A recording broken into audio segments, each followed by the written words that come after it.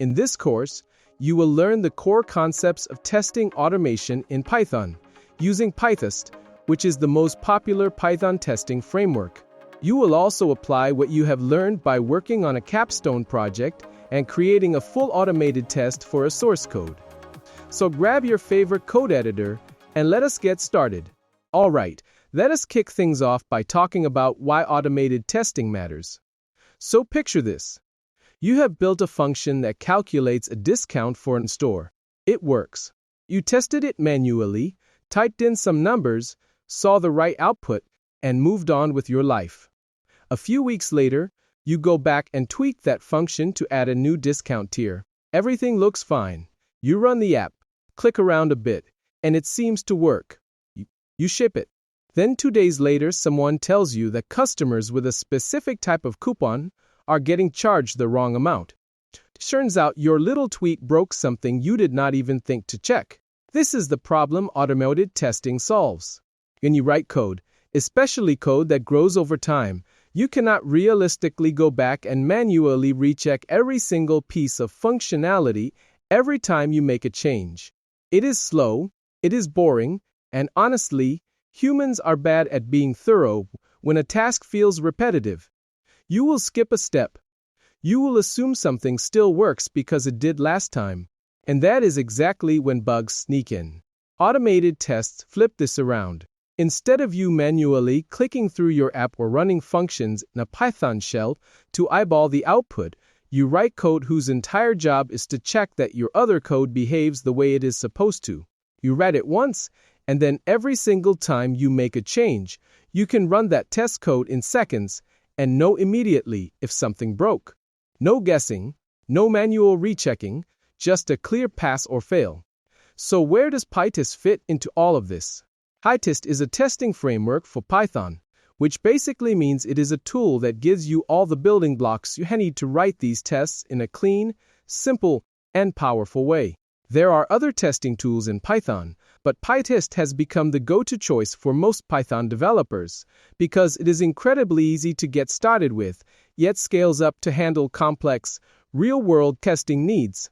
You will write less boilerplate, get clearer error messages when something fails, and have access to some really elegant features like fixtures and parameterized tests, which we are going to dig into later in this course. Alright, let us start installing PyTest. If you already have Python installed on your computer, all you need to do is open your terminal or command prompt and run this command. Pip, which is Python's package manager, will download and install the latest version of PyTest, along with any required dependencies. Once the installation finishes, let us verify that everything worked correctly by running the following command. The exact version number does not matter. The important thing is that PyTest responds with its version instead of an error message.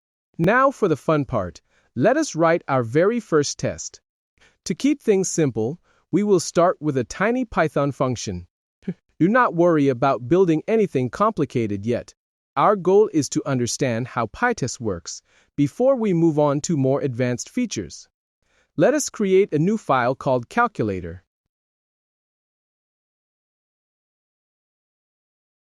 Inside it, we will write a function that adds two numbers together.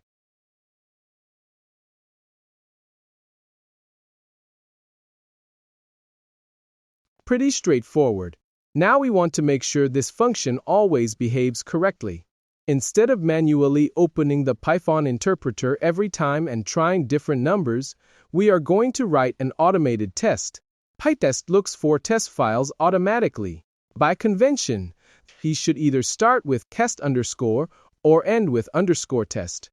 So let us create another file called test underscore calculator.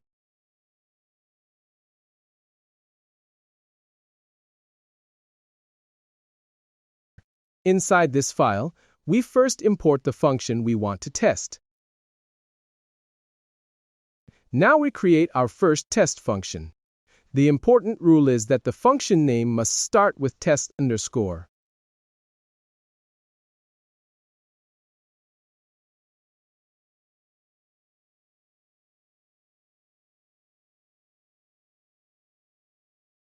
And that is it.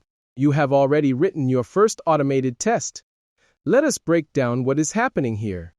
We are calling our add function the numbers 2 and 3. We expect the result to be 5. The assert statement simply checks whether that expectation is true. If the add function here returns 5, the test passes.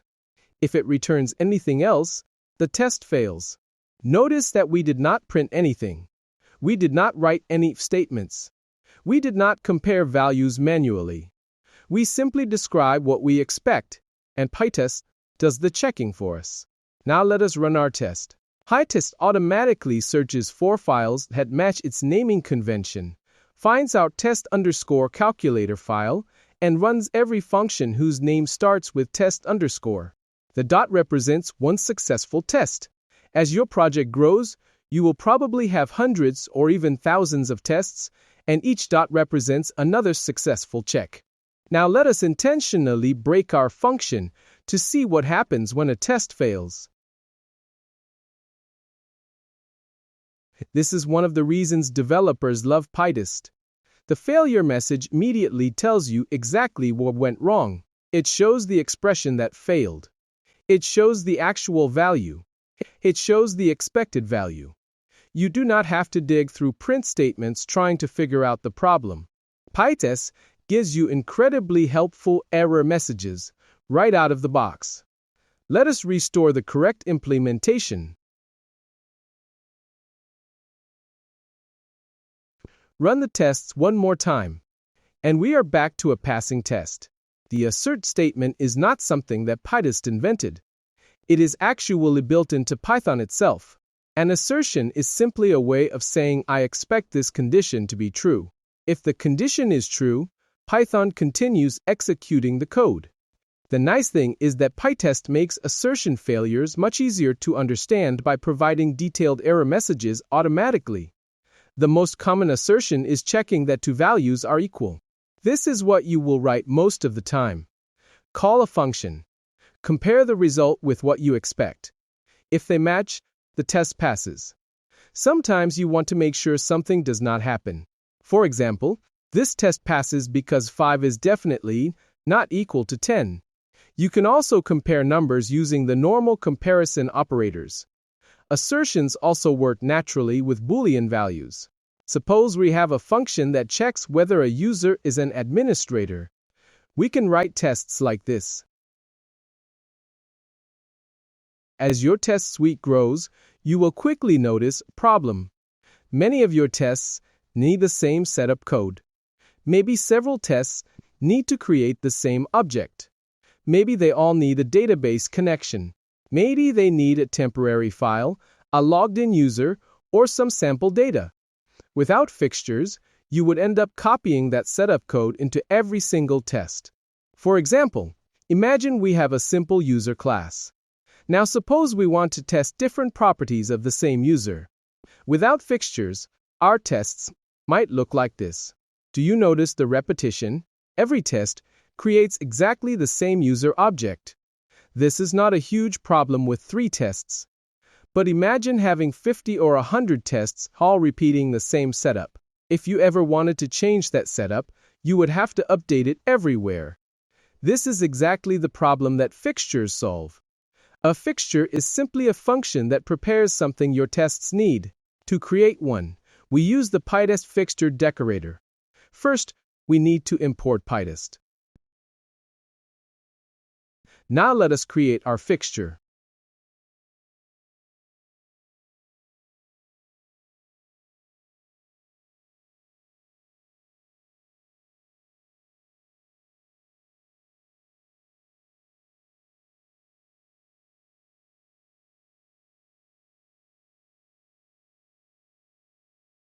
That is it. This fixture creates a user object and returns it. Now here is the really cool part. Instead of creating the object ourselves inside every test, we simply ask PyTest for it.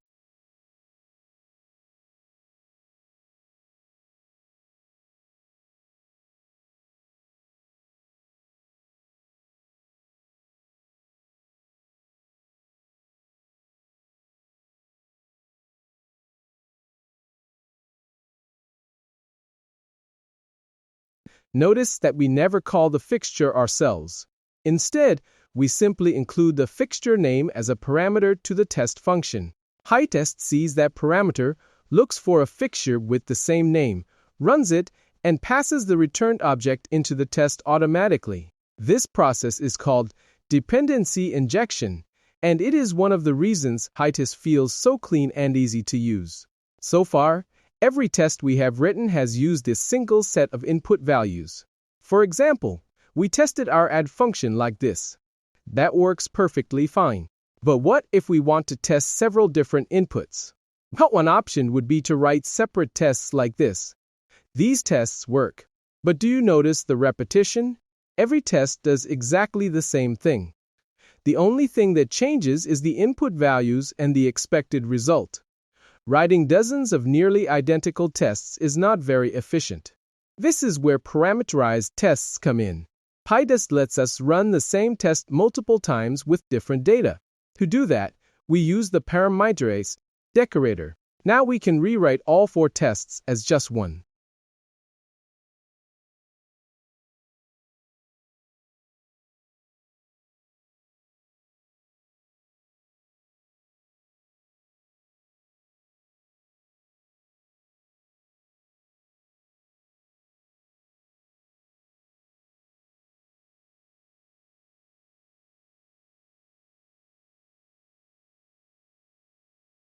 Let us understand what is happening. The first argument tells PyTest the names of the parameters. The second argument is a list of test cases. Each tuple represents one complete test. Although we only wrote one test function, PyTest treats each row as a completely separate test. When we run PyTest, notice the 4 dots. Each dot represents one passing test case. Let us intentionally introduce a mistake. Now only one test case is wrong. This is really helpful. PyTest tells us exactly which set of inputs caused the failure. The other test cases still run independently. One failing case does not stop the remaining parameterized tests from executing. So far, every function we have tested has been nice and simple. Our functions took some input, returned some output, and that is all. But real-world applications are usually much more complicated. Many functions do not just calculate values, they interact with the outside world. The problem is that these external dependencies can make our tests slow, unreliable, or difficult to reproduce. Imagine you are testing a function that fetches weather information from an online API. If we test this function directly, lots of things could go wrong. Maybe your internet connection is down. Maybe the API server is temporarily unavailable. Maybe the API becomes slow. Or maybe the weather actually changes between test runs. None of these failures mean your Python code is wrong. They are simply external factors. Ideally, a unit test should only verify your code, not the behavior of someone else's server. This is where mocking comes in. Mock is simply a fake object that replaces a real dependency during a test. Instead of calling the real API, we will create a fake version that returns exactly the response we want. In other words, we are isolating the code we are testing from everything around it. Let us look at a simple example. Suppose we have this function. Notice that this function depends on requests.get. Instead of testing only our code, it would actually make a request every time the test runs. That is not something we want. PyTest works very well with Python's built-in unit test .mock module. The most commonly used tool is patch. Let us import it. Now we can replace requests.get with a fake version.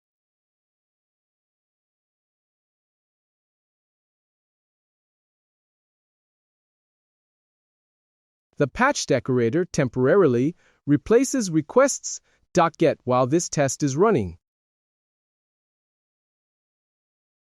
The parameter is our fake object. Now we can decide exactly what it should return.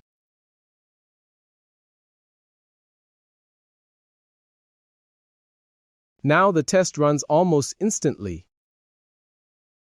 Mocks can do more than return fake values.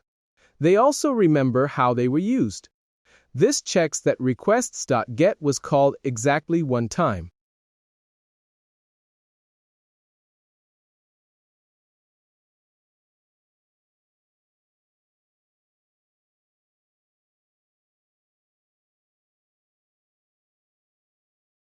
We can even verify the arguments.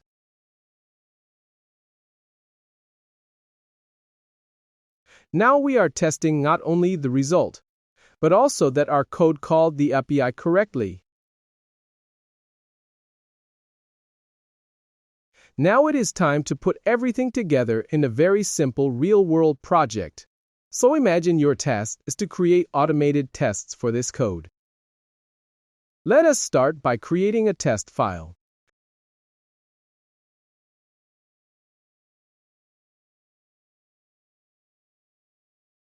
Then let us create tests for the stock function. Rather than relying on a global dictionary, we will create a fixture that returns sample inventory data.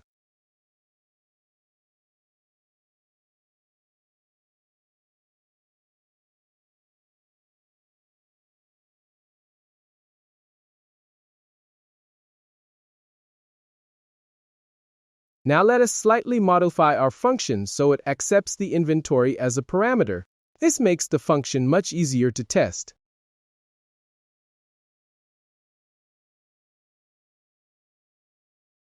Notice how each test stays focused on one behavior. The fixture takes care of creating the shared test data. Then let us create a test for the discount function. This is a perfect candidate for a parameterized test because we want to verify multiple scenarios. Instead of writing 4 separate tests, one parameterized test covers all 4 scenarios.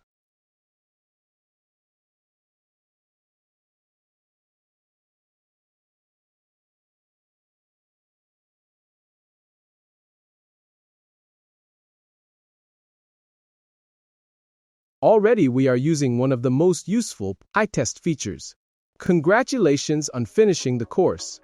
If you found this video useful, please like and subscribe for similar content. Also make sure to check out all our courses from the link in the description and pinned comment. See you in the next video.